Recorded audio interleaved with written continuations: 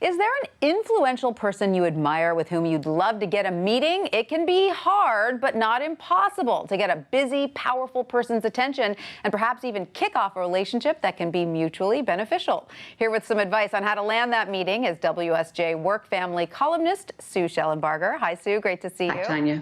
So, Sue, what is the upside of getting a meeting with an influential person in your field? What can be gained from that? Well, certainly you can get good advice about where to turn next. What education do I need? What skills do I need? Who can teach me those skills? You can broaden your network considerably. And don't forget inspiration. It can be very inspiring to meet with someone who's so far down the path toward what you want to achieve in your own life. Absolutely. But, Sue, it's not for lack of trying that most people don't get the meeting. What are some of the most common missteps people make when reaching out? Really asking too much is a big one. I'd like an hour of your time and I'll buy you a cup of coffee. These powerful people usually don't even have an hour time for their own friends. Can you help me find a job? Too much to ask of someone you haven't met yet. Oftentimes the email might be vague and suggest, I just want to chat with you about how you got where you are. You could find that on the internet, so not very focused, and really going in under a pretense too, saying, I just like your advice. What you really want is to apply for a job or to ask for an investment. Those are some big mistakes that can really stop the relationship in its tracks. And don't be a stalker, right, Sue? Once or twice is the limit. They're out there. They're out there. So, Sue, how important is the subject line if you send an email to someone who may get hundreds of emails a day asking for their time?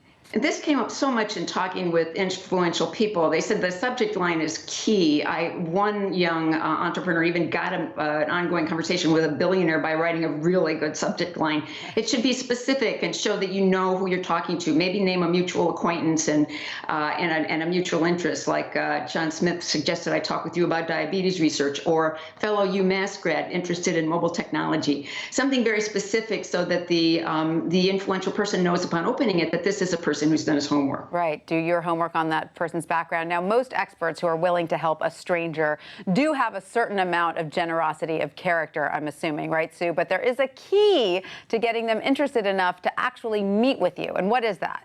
Many of these people get repeated, numerous requests, dozens a week. Show that you want to reciprocate, that you understand that maybe there's something you can provide in return, even if it's, I'd like to tell you what I've learned about X, or I'd enjoy, volunteering for your company's cause, or just doing something that shows you're interested in reciprocating. One young man even volunteered to move furniture for his wannabe mentor, and it actually worked. So be willing to offer them something, information or something that it makes the relationship more reciprocal, correct? That's exactly right. It's only a human thing. These people are human too, and they don't want to just feel used. Right. They want to pay it forward, but they also want to feel that you're on board with them. All right, Sue, thank you so much for that.